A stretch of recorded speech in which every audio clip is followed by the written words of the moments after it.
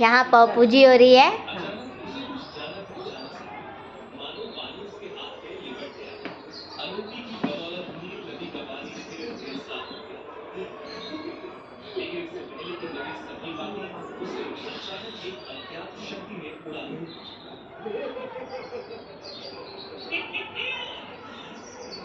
तुम इतनी कमजोर शक्ति के साथ मेरे साथ खिलवाड़ करने की कोशिश कर रही हो, जैसे कि मैं तुम्हें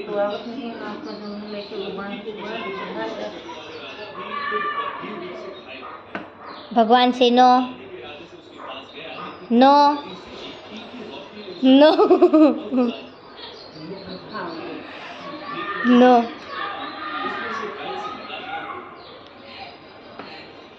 मेरी बेटी को नुकसान पहुंचाने की हिम्मत मत करो। उधर से काकू को स्टॉप करो।